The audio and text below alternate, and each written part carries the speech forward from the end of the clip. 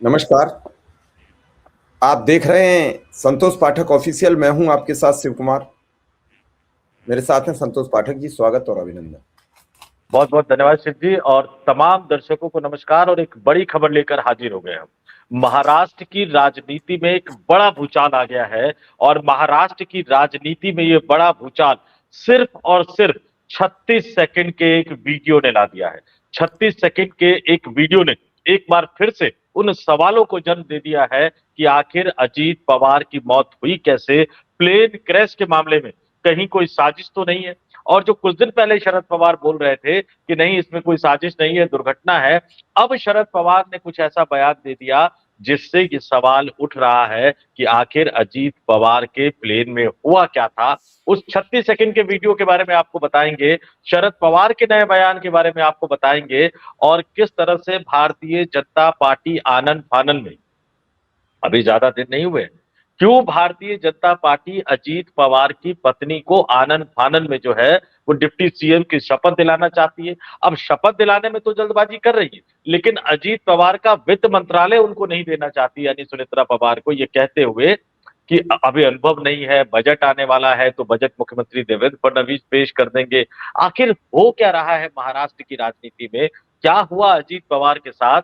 और देश के प्रधानमंत्री नरेंद्र मोदी के करीबी मित्र अरबपति कारोबारी धन्ना सेठ गौतम अडानी कुछ दिन पहले शरद पवार के इलाके में थे, पूरे परिवार के साथ मौजूद थे। अब वो शरद पवार क्या कह रहे हैं महाराष्ट्र की राजनीति को लेकर, एक बड़ा खुलासा कर दिया है। और कौन पहुंचा है शरद पवार से मिलने के लिए, ये ब्रेकिंग खबर है। कौन पहुंचा है शरद पवार से मिलने के लिए, ये ब्रेकिंग खबर भी आपको बताएंगे। हमेशा की तरह शुरुआत शिव जी अपने अंदाज में करेंगे। और बहुत जल्द, हम बहुत ज्यादा आपका समय नहीं लेंगे, बहुत जल्द हम आपको वो 36 सेकंड का वीडियो भी दिखाएंगे जिसने महाराष्ट्र की राजनीति में एक नया भूचाल ला दिया है। तारीख भी बताएंगे, जगह भी बताएंगे। और उससे पहले एक बैठक और हुई थी जो आनंद फानन में खत्म हो गई थी, क्यों खत्म हो गई थी ये भी आपको बताएंगे। जी शिव। मैं आपको थोड़ा पीछे ले चलूंगा। जज लोया का मामला आपने सुना था। जज लोया का कैसे निधन हो गया, क्यों हो गया, वो आज तक जांच का विषय बना रहा। और जज लोया के निधन की जांच की जब बात उद्धव सरकार ने की तो एकाएक फेरबदल हो गया और शिंदे नाराज हो गए। सरकार बदल गई, शिंदे की सरकार आ गई, देवेंद्र फडणवीस उप मुख्यमंत्री हो गए और उस केस की बात सुप्रीम कोर्ट तक गई और महाराष्ट्र सरकार ने यह एफिडेविट दे दिया इस जांच को आगे बढ़ाने की कतई आवश्यकता नहीं। आप समझ गए होंगे। अब अगर अजीत पवार की जांच आगे न बढ़े तो कौन सी नई बात होगी। यह गुजरात मॉडल है। खुद उन्होंने अपने पूर्व मुख्यमंत्री की जांच नहीं कराई जो चंद महीना पहले एक विमान दुर्घटना में जान चली गई। उसकी रिपोर्ट आई क्या? जांच की रिपोर्ट आई। बताते हैं हवाई जहाज में तो जो कॉकपिट लगा होता है, ब्लैक बॉक्स लगा होता है, वो सब कुछ बयां कर देता है। उस ब्लैक बॉक्स के बारे में भी कितनी रिपोर्टें मनगढ़ंत कहानियां आई। बार बार ये खबर क्यों उठ रही है कि अजीत पवार का चाचा शरद पवार से रिश्ते मधुर हो चुके थे। महाराष्ट्र की राजनीति के चाणक्य कहे जाते हैं शरद पवार, क्योंकि उनके पास विधायकों की संख्या नहीं है। अगर उनके पास 50 विधायक हो गए तो भूचाल आ जाएगा। किस दिन एकनाथ शिंदे उनकी नाव पर सवार हो जाए कोई भरोसा नहीं है। और ये बात दिल्ली दरबार तक को काट रही थी, कचोट रही थी। आखिर जिसके अभी आंसू नहीं सूखे, चिता की आग ठंडी नहीं हुई है, इतनी जल्दी क्या है कि उप मुख्यमंत्री पद की शपथ दिला दी जाए। कहां पार्टी भागी जा रही है, कहां उप मुख्यमंत्री का पद भागा जा रहा है। सोचिए, जिसने अपना पति खोए हुए अभी 72 घंटे भी नहीं हुए हैं, उसे शपथ ग्रहण कराने की इतनी जल्दी में, आतुरता में भारतीय जनता पार्टी है क्यों? इस सवाल का जवाब किसी के पास नहीं है। एक छोटा सा वीडियो है, आप देख लेंगे, मौत से कुछ घंटे पहले का है। और ममता बनर्जी ने तो कह दिया कि दोनों पार्टी फला दिन इकट्ठी होने जा रही थी। और इसी डर के बाद अजीत पवार के साथ हादसा हो जाता है। अखिलेश यादव ने तो कल फिर कहा है, जब 3000 किलोमीटर की विजिबिलिटी थी तो वो उसे उड़ने कैसे दिया गया। एक बात और शिव जी, ध्यान से सुनिए कि 28 जनवरी को जिस महिला के पति की मौत हुई, अब उनको आप विधायक दल का नेता चुनेंगे, फिर उनको उप मुख्यमंत्री बनाएंगे और महाराष्ट्र में उनको बधाई देते हुए पोस्टर लगेंगे। सोच लीजिए पति जरा, खोने के, पति खोने के। सोच लीजिए जरा, सोच लीजिए क्या होता है। और अब तो मैं कहूंगा कि दर्शकों को बहुत ज्यादा इंतजार मत करवाइए, क्योंकि मैं तारीखों का जिक्र करूंगा। 17 जनवरी, 28 जनवरी, 12 फरवरी और एक और तारीख जिसमें असली कहानी छुपी हुई है। तो मैं सीधे आपसे कहूंगा, गुजारिश करूंगा कि जरा दर्शकों को वो वीडियो दिखा देते हैं कि 36 सेकंड के उस वीडियो ने कैसे महाराष्ट्र की राजनीति में एक बड़ा भूचाल ला दिया है। वो 36 सेकंड का वीडियो आपके स्क्रीन पर चल रहा है, इसमें देख लीजिए। शरद पवार मुखिया के तौर पर बैठे हुए हैं, सीधे सीधे उनकी कुर्सी देखिए, चेयर देखिए कहां है। शरद पवार मुखिया की तरफ बैठे हुए, एक तरफ अजीत पवार बैठे हुए, बाकी उनके पार्टी के नेता बैठे हुए, दूसरी तरफ जो है जयंत पाटिल बैठे हुए और बाकी उनकी पार्टी के नेता बैठे हुए हैं।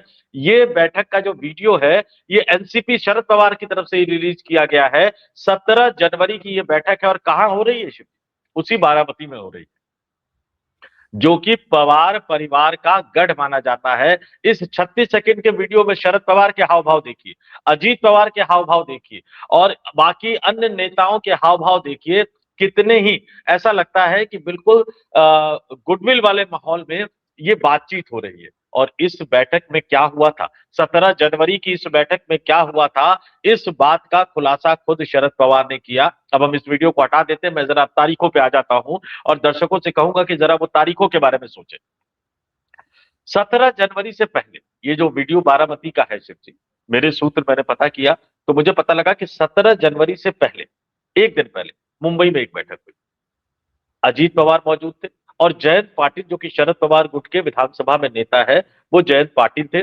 अजीत पवार और जयंत पाटिल में तमाम चीजें बातचीत हो गई कि मर्जर कैसे होगा, मर्जर होने के बाद अध्यक्ष कौन होगा, विधानसभा कौन संभालेगा, विधान परिषद कौन संभालेगा और दिल्ली में जो उनका जो नया गुट बन जाएगा सांसदों का, उसको कौन संभालेगा। क्योंकि मर्जर होने के बाद लोकसभा में जो सांसदों की संख्या होती शिव जी, वो 9 सांसद हो जाते हैं, 8 शरद पवार के, 1 अजीत पवार के। तो इन तमाम चीजों पर बातचीत हुई। थोड़े बहुत, ऐसा नहीं है कि सब कुछ गुडविल, सब कुछ सहमति हो गई। एक दो मुद्दों पर थोड़ी बहुत असहमति थी। उसके बाद इन्होंने कहा कि चलिए फिर शरद जी से ही बात कर लेते हैं। तो 16 जनवरी को मुंबई में बैठक हुई। अगले दिन 17 जनवरी को शरद पवार के साथ बैठक हुई, जिसमें ये सारी बातें तय हो गई। और ममता बनर्जी ने जो बात कही थी, आज शरद पवार ने उसका खुलासा कर दिया। शरद पवार ने कहा था कि बातचीत में विलय की तारीख भी आ गई थी और विलय की तारीख उन्होंने बताया 12 फरवरी। 16 जनवरी को मुंबई में बैठक, 17 जनवरी को बारामती में बैठक, 12 फरवरी को विलय होना था। लेकिन 17 जनवरी की उस बैठक के 11 दिन बाद 28 जनवरी को अजीत पवार के प्लेन का क्रैश हो जाना। बल्कि एनसीपी के दोनों गुटों के विलय से 15 दिन पहले, यानी 12 फरवरी को विलय होना था, तो उससे 15 दिन पहले 28 जनवरी को अजीत पवार के प्लेन का क्रैश हो जाना और उसमें दुखद निधन। और उस निधन के बाद भारतीय जनता पार्टी की पूरी कोशिश करना कि जल्द से जल्द अजीत पवार की पत्नी, जो कि राज्यसभा की सांसद भी है, सुनेत्रा पवार, उनको जल्द से जल्द डिप्टी सीएम बना दिया जाए। आनंद फानन में प्रफुल्ल पटेल, सुनील तटकरे, जो कि अजीत पवार की पार्टी के नेता हैं, वो जाके देवेंद्र फडणवीस से मुलाकात करते हैं। ऐसी कौन सी जल्दी डिप्टी सीएम के पद को लेने की, उन मंत्रालयों के पद को लेने की? क्या प्रफुल्ल पटेल और सुनील तटकरे को यह डर सता रहा था कि देवेंद्र फडणवीस कुछ खेला कर देंगे? नहीं, उनको डर यह सता रहा था कि अजीत पवार की पार्टी के विधायक शरद पवार के साथ न चले जाए। ये एक बड़ा डर सता रहा था। और अगर इस डर से, इस शोक के माहौल में भी ये किया जा रहा है, तो हमें ममता बनर्जी के आरोपों के बारे में सोचना पड़ेगा, मल्लिकार्जुन खड़गे की जांच की मांग के बारे में सोचना पड़ेगा, अखिलेश यादव, उमर अब्दुल्ला के आरोपों के बारे में सोचना पड़ेगा। और ये तारीखें मैं बता दी मैंने, 16 जनवरी मुंबई बैठक, 17 जनवरी बारामती बैठक, 12 फरवरी को विलय होना था और लेकिन विलय से 15 दिन पहले, यानी 17 जनवरी की बैठक से 11 दिन बाद जो है वो मृत्यु हो गई। अब जो है उनको मुंबई बुलाया गया, विधायक दल की नेता चुनी जाएगी। आज शाम को 5-6 बजे के बीच में उनका शपथ ग्रहण समारोह भी हो जाएगा। शोक की इस घड़ी में शरद पवार से जब ये पूछा गया, पहले तो ये वीडियो रिलीज हुआ, शरद पवार से जब पूछा गया तो उन्होंने साफ साफ कह दिया कि मुझे सुनेत्रा पवार के डिप्टी सीएम के शपथ ग्रहण समारोह के बारे में कुछ नहीं पता है। हो सकता है उनकी पार्टी ने फैसला किया हो, यानी बिना नाम लिए वो सुनील तटकरे, प्रफुल्ल पटेल पर एक तरह से निशाना साध रहे हैं। लेकिन उन्होंने बता दिया कि विलय की बातचीत हो चुकी थी, दोनों पार्टी का विलय होना था, 12 फरवरी को विलय होना था। और अब उन्होंने गुहार लगाई है, एक बुजुर्ग नेता ने गुहार लगाई है कि उनके भतीजे की अंतिम इच्छा का सम्मान करते हुए अब पार्टी का विलय होना चाहिए। अब खेल देखिए, शरद पवार तैयार हैं, लेकिन अजीत पवार की पार्टी को पर्दे के पीछे से चलाने वाली भारतीय जनता पार्टी कुछ और खेल कर रही है, प्रफुल्ल पटेल के जरिए, सुनील तटकरे के जरिए, क्योंकि वो कहते हैं कि नहीं, हम सुनीता पवार को अध्यक्ष चुनेंगे, हम उन्हीं को डिप्टी सीएम बनाएंगे, और पर्दे के पीछे से प्रफुल्ल पटेल, सुनील तटकरे और भारतीय जनता पार्टी एनसीपी को चलाने की कोशिश करती हुई नजर आई। लेकिन डर किस बात का है शिव जी? क्यों देवेंद्र फडणवीस और भारतीय जनता पार्टी आनन फानन में सुनेत्रा पवार को डिप्टी सीएम बनाना चाहती हैं, और जब शरद पवार का बयान आया तो अजीत पवार के बेटे पार्थ पवार को शरद पवार को मनाने के लिए भेजा गया है। अजीत पवार के बेटे पार्थ पवार को, मैंने कल आपके चैनल पर एक शो में कहा था, मैंने बताया था कि सुनेत्रा पवार डिप्टी सीएम बनाई जाएंगी और जो उनकी राज्यसभा की सीट है वो पार्थ पवार को दी जाएंगी, और जो विधानसभा की सीट अजीत पवार के निधन से खाली हुई है वहां से सुनेत्रा पवार चुनाव लड़ेंगी। लेकिन फिर मैं बता रहा हूं कि इसकी जरूरत क्यों पड़ी। दोनों पार्टी का मर्जर हो जाता तो आज की तारीख में पहले 41 से 40 विधायक अजीत पवार की पार्टी के हैं, 10 विधायक शरद पवार की पार्टी के हैं, 50 विधायकों वाली पार्टी बन जाती है एनसीपी शरद पवार की पार्टी। 50 विधायकों वाली पार्टी महाराष्ट्र के विधानसभा में, आप समझ लीजिए फिर क्या और होता। लोकसभा में 9 लोकसभा सांसद हो जाते, और जैसे ही उधर 50 होते तो आप समझ लीजिए कि फिर एकनाथ शिंदे क्या सोचते, और एकनाथ शिंदे उधर जाते तो उनके लोकसभा के सांसद भी जाते। ये लड़ाई सिर्फ महाराष्ट्र को बचाने की लड़ाई नहीं है, ये लड़ाई देश की राजधानी दिल्ली में अपनी कुर्सी को बचाने की लड़ाई है। और इस बचाने की लड़ाई में मैं ये नहीं कह रहा, देखिए जब तक जांच की रिपोर्ट नहीं आ जाती अजीत पवार साहब के प्लेन के साथ क्या हुआ कैसे हुआ हम कुछ नहीं कह सकते, लेकिन हम तो सिर्फ इतना मान सकते हैं कि शरद पवार ने जो आज कह दिया वो इशारा कुछ और कर रहा है। हालांकि इसके बारे में ममता बनर्जी, अखिलेश यादव, उमर अब्दुल्ला, मल्लिकार्जुन खड़गे, ये तमाम नेता, संजय राउत, ये तमाम नेता पहले ही बोल चुके हैं। तो क्या अब इस मामले की एक निष्पक्ष जांच होनी चाहिए या नहीं होनी चाहिए? और इस 36 सेकंड के वीडियो ने महाराष्ट्र की राजनीति में जो कई चेहरों को बेनकाब कर दिया है, उनका सच सामने आना चाहिए या नहीं आना चाहिए, बस इतना ही सवाल है। संतोष जी, सवाल ये नहीं है, सवाल ये है कि राजनीति में सवाल जो उठते हैं उनका जवाब देना पड़ता, और खासकर ऐसे सवाल जहां सरकार पर आरोप लग रहा हो। इस केस की सरकार को ईमानदारी से जांच करा देनी चाहिए। भाजपा कम से कम 20 बार माधवराव सिंधिया के जो प्लेन क्रैश हुआ उसका लोकसभा राज्यसभा 20 बार, अभी भी लोग सवाल कर देते हैं, सभा में पूछ लेते हैं उस विमान हादसे की आज तक जांच नहीं कराई कांग्रेस ने। तो क्या बीजेपी ने जांच कराई जब हमारे देश के सुरक्षा की सबसे बड़ी जिम्मेदारी लेने वाले साहब का विमान दुर्घटना में मर जाना? क्या जांच हुई पूर्व मुख्यमंत्री के निधन की? तो फिर क्या उम्मीद आप कर रहे हैं कि अजीत पवार के विमान की जांच होगी? देखिए मैं स्पष्ट तौर पर कहूं तो मुझे इस बात की उम्मीद बहुत कम है शिव जी, बहुत कम है। वो डीजीसी की एक जो नॉर्मल इंक्वायरी होती है, देखिए एक बात ये कहते हैं कि जो नॉर्मल इंक्वायरी का प्रोसेस है उसको ये बता रहे हैं कि जांच हो, विमान का दुर्घटनाग्रस्त ही नहीं होना, विमान में सवार यात्रियों की मौत ही नहीं होना। अगर इमरजेंसी लैंडिंग की जरूरत भी पड़ती है, विमान की लैंडिंग में या टेक ऑफ में भी कोई दिक्कत होती है, तो भी डीजीसी की इंक्वायरी होती है, ये नॉर्मल प्रोसीजर है। लेकिन यहाँ नॉर्मल इंक्वायरी की बात नहीं हो रही, यहाँ एक विस्तृत इंक्वायरी की बात हो रही है कि जिस हेलीकॉप्टर के बारे में कहा जा रहा है कि कुछ समय पहले वो उसके साथ एक और खराबी हो गई थी, उसको ही क्यों दिया गया? क्या मेंटेनेंस और इंजीनियरिंग वर्क पूरा किया गया या नहीं किया गया?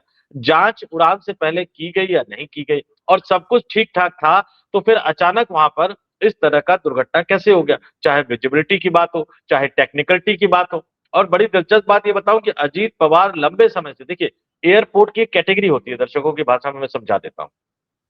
दिल्ली मुंबई का एयरपोर्ट हो या दूसरे में आप चले जाइए कि वाराणसी, गोरखपुर या प्रयागराज का एयरपोर्ट हो, सिविल एयरपोर्ट जैसे दिल्ली मुंबई बड़े एयरपोर्ट होते हैं तो तमाम तरह की सुविधाएं होती है। जैसे गोरखपुर का एयरपोर्ट है वो डिफेंस सेक्टर में आता है, तो ऐसे एयरपोर्ट पे कई तरह की रिस्ट्रिक्शंस होती है, लेकिन सुविधाएं लगभग लगभग बराबर होती है। कई छोटे एरिया में, रिमोट एरिया में एयरपोर्ट होते हैं, उनकी कैटेगरी कुछ और होती है, वहां तमाम सुविधाएं होती नहीं है। अजीत पवार लगातार पिछले कई सालों से उस एयरपोर्ट को एक तरह से और ज्यादा डेवलप करने की और मॉडर्न बनाने की मांग कर रहे थे, जिस पर उनकी अपनी ही सरकार नहीं सुन रही थी, यानी एनडीए गठबंधन की सरकार, चूंकि सिविल एविएशन मंत्रालय को करना था। अब ये दुर्घटनाग्रस्त हो गया, जांच होनी चाहिए, चाहे हाई कोर्ट के जज की निगरानी में हो या सुप्रीम कोर्ट के जज की निगरानी में हो। आपको एक झुंझुना थमा दिया जाएगा महाराष्ट्र की जनता को कि डीजीसी ने इंक्वायरी की और ये सो एंड सो कारण।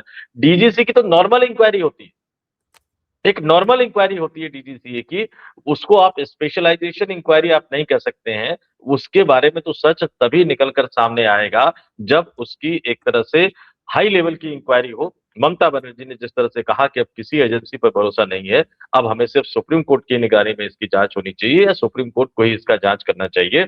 लेकिन संदेह के बादल क्यों खड़े होते हैं? संदेह के बादल इसलिए खड़े होते हैं कि शरद पवार का ये बयान आना कि मुझे उनकी डिप्टी सीएम के शपथ लेने के बारे में कुछ नहीं पता, फिर ये कहना कि 12 फरवरी को हम विलय करने वाले थे, ये कहना, ये मांग करना कि उनके भतीजे की अंतिम इच्छा को पूरा करना चाहिए, और यहाँ मुंबई में बैठे एनसीपी के नेता, चाहे वो प्रफुल्ल पटेल हो चाहे वो सुनील तटकरे हो, चाहे प्रफुल्ल पटेल एनसीपी के कोटे से ही, शरद पवार के कोटे से ही मनमोहन सिंह की सरकार में, यानी कांग्रेस के नेतृत्व वाली मनमोहन सिंह की सरकार में सिविल एविएशन मिनिस्टर भी रह चुके हैं। उन्हें इन सिविल एविएशन की तकनीकी चीजों का ज्ञान, उन्हें तो सबसे पहले सवाल उठाना चाहिए था। अजीत पवार का विमान दुर्घटनाग्रस्त होने के बाद उनको इन तकनीकी पहलुओं के बारे में सबसे पहले सामने आके बताना चाहिए। और मैं आज भी आपको एक बात बता दूं, जितने लंबे समय तक वो सिविल एविएशन मिनिस्टर रहे हैं ना, उस समय में सिविल एविएशन बीट कवर किया करता था। राम मोहन नायडू आज के दौर में सिविल एविएशन मिनिस्टर है, लेकिन जितनी जानकारी उनके पास होगी उससे कई गुना ज्यादा जानकारी प्रफुल्ल पटेल के पास होगी, क्योंकि वो सिविल एविएशन की नब्ज समझते हैं। सबसे पहले उन्हें आकर बयान देना चाहिए, लेकिन वो कर क्या रहे हैं, क्या कर रहे हैं? वो जाके देवेंद्र फडणवीस के साथ मिल रहे हैं कि जल्दी जल्दी बताइए भाई, हमारा जो डिप्टी सीएम है बताइए, डिप्टी सीएम और जो फाइनेंस और ये सब जो पोर्टफोलियो, जल्दी जल्दी से फैसला कीजिए। और फिर आनंद फानंद में सुनेत्रा पवार को बुला के विधायक दल की बैठक करवाई जा रही है, नेता चुना जाएगा, और आज ही शाम को बताया जा रहा है कि 5-6 बजे। अब जरा कल्पना कीजिए, मैं तो सिर्फ उसी बात को लेकर मैं शेयर उठता हूं, क्योंकि नेताओं की अपनी एक अलग साइकोफेंसी होती है, चमचई का एक अलग जमाना होता है। उसी मुंबई में पोस्टर लगेंगे बधाई देते हुए सुनेत्रा पवार को। सोचिए इससे बड़ी विडंबना क्या हुई। 3 दिन पहले आपने कहा 72 घंटे भी नहीं, 3 दिन पहले इस तरह की घटना। लेकिन अब इस 36 सेकंड के वीडियो ने सब कुछ साफ कर दिया है कि सब कुछ ठीक ठाक नहीं है, पर्दे के पीछे कुछ ना कुछ तो गड़बड़ हुई है। और शरद पवार का सामने आना भी ये बताता है कि वो भी कह रहे हैं, धीरे धीरे बोलना उन्होंने शुरू कर दिया है। ये वीडियो एक तरह से एनसीपी के शरद पवार के खेमे से ही आया है। आने वाले दिनों में देखते चलिए हैं बड़ी कि ब्रेकिंग और आपको कौन दे से देते राज्यों हैं। का खुलासा होता है। चलिए बड़ी ब्रेकिंग दे देते हैं कि अजीत पवार के घर बैठक शुरू हो चुकी है। बैठक पौत्र यानी नाती अजीत पवार के बेटे पार्थ पवार के साथ, उनकी शरद पवार की बेटी, सब कुछ पूरा परिवार बैठकर तय कर रहा है अगली रणनीति की, क्योंकि पवार परिवार महाराष्ट्र की राजनीति का एक प्रमुख परिवार है। कब वो डिप्टी सीएम बनेंगी, कब शपथ ग्रहण करेंगी, ये अलहदा बात है, लेकिन इतनी जल्दी क्यों? जिस महिला का पति चंद घंटे पहले इस दुनिया से विदा ले चुका हो, अभी तो उसके आंसुओं का सैलाब रुक नहीं रहा होगा, सूखने की तो दूर की बात। उन बेटों को ये कौन समझाएगा कि तुम्हारा पिता इस दुनिया में नहीं रहा? सुबह 6:30 बजे सब परिवार ने बैठ के इकट्ठा नाश्ता किया होगा, बच्चे ना भी उठे हो, पत्नी ने तो विदा करते समय साथ चाय पी होगी, और 2 घंटे बाद उसे खबर मिल जाए कि तुम्हारा पति इस दुनिया में नहीं रहे, तो क्या सोची होगी, क्या गुजरी होगी उस अबला पर। चाय पी के बाद गेट तक छोड़ा, और छोड़ने के बाद वापस आई, बैठी, कुछ पल में फोन आ जाता है कि विमान दुर्घटनाग्रस्त हो गया, लेकिन अभी अस्पताल ले जा रहे हैं। और जब अस्पताल की चर्चा आई तो फिर आदमी का दिमाग हिल जाता है कि अब कुछ बचा नहीं होगा। मां तो टीवी देख रही थी, तत्काल केबल काट दी गई घर की ताकि उन्हें पता ना लगे। और इतना सब कुछ जो परिवार कर रहा है वो शपथ ग्रहण कैसे करेगा? और कौन है ये सब बधाई और शुभकामना संदेश के बैनर पोस्टर लगाने वाले लोग? किस हैसियत से और किस मन से लगा रहे हैं? क्या उस अबला के बारे में सोचा है? क्या उन बच्चों के बारे में सोचा है? आपको याद होगा जब इस देश में पूर्व प्रधानमंत्री राजीव गांधी का निधन हुआ तो पूरा गांधी परिवार राजनीति से कोसों दूर भाग गया था। संतोष जी, आप तो देखा है सब कुछ। राजनीति के ककेरा से घबराने लगा था परिवार। पीवी नरसिंह राव प्रधानमंत्री बने, किसने बनाए? उसमें गांधी परिवार का बहुत बड़ा योगदान नहीं था। गांधी परिवार कोसों दूर था। और आज जिस परिवार ने अपना सब कुछ खो दिया, उस परिवार को शपथ ग्रहण कराने की जल्दी पड़ी है। आखिर राजनीति कहां आ गई है? डिप्टी सीएम से राज्य तो रुक नहीं जाएगा। और भाजपा में तो, और भाजपा अपने समर्थकों के साथ परिवारवाद का नारा नहीं देती है, तो क्या इतनी जल्दी है? ये सवाल सब कुछ जानना चाहते हैं। लेकिन बैठक में क्या हो रहा है, थोड़ी बहुत देर में अभी सामने आ जाएगी सिचुएशन। दादा से आशीर्वाद लेने पोता गया है, और दादा आशीर्वाद में क्या देते हैं? मुख्यमंत्री डिप्टी सीएम का पद देते हैं मां के लिए, या फिर पार्टी में विलय करके कहते हैं कि अब हम चलाएंगे पार्टी, अब आप बैठ के देखिए। इंतजार कीजिए संतोष जी कुछ पल। नहीं शिव जी देखिए, आपने राजीव गांधी जी का जिक्र किया। राजीव गांधी के शव को पहचानना उस समय एक बड़ी चुनौती थी, यही अजीत पवार के साथ, यही क्योंकि अजीत पवार कई टुकड़ों में उनका शव बट गया था। अजीत पवार के शव की पहचान भी उनकी घड़ी से हुई। हृदय विदारक सब कुछ है। लेकिन अब जो बड़ी बात है, डिप्टी सीएम का पद जहां तक बड़ी बात है, एनसीपी के यानी अजीत पवार के गुट के ज्यादातर विधायक चाहते हैं कि विलय हो जाए, क्योंकि उनको पता है कि बीजेपी उनको खत्म कर देगी। खत्म मतलब राजनीतिक रूप से खत्म कर देगी। लेकिन उसी अजीत पवार की पार्टी के कई नेता है जो चाहते हैं अलग अस्तित्व बना रहे, क्योंकि जब वो शरद पवार के साथ विलय होगा तो निश्चित तौर पर शरद पवार पार्टी चलाएंगे। लेकिन जहां तक उप मुख्यमंत्री का पद है, शरद पवार इस हैसियत में 50 विधायकों के साथ हो जाएंगे कि वो देवेंद्र फडणवीस की सरकार को गिरा सके और उद्धव ठाकरे और राहुल गांधी के साथ बातचीत करके एकनाथ शिंदे को अपने खेमे में लाकर उनको मुख्यमंत्री बना सके। डिप्टी सीएम का पद तो सुमित्रा पवार को तब भी मिल जाएगा, ये बात तो आप तय मानकर चल लीजिए। लेकिन खेला सिर्फ इस बात का हो रहा है, बीजेपी का पूरा इकोसिस्टम इस बात के लिए अड़ा हुआ है कि अजीत पवार के गुट के विधायक जो है वो शरद पवार के साथ ना जाए, क्योंकि उनके जाने का मतलब है महाराष्ट्र की राजनीति में खेला हो जाना, और महाराष्ट्र की राजनीति में खेला होने का मतलब है देश की राजनीति में खेला हो जाना। बहुतों की कुर्सी चली जाएगी, बहुतों की नींद उड़ जाएगी, और इस देश का पूरा सत्ता समीकरण बदल जाएगा। अपने दर्शकों से कहूंगा कि आप भी अपनी राय कमेंट करके बताइए, और अपील भी करिए आप कि क्या सुमित्रा पवार को शपथ लेना चाहिए या नहीं लेना चाहिए। धन्यवाद, नमस्कार। आपका बहुत बहुत आभार, नमस्कार।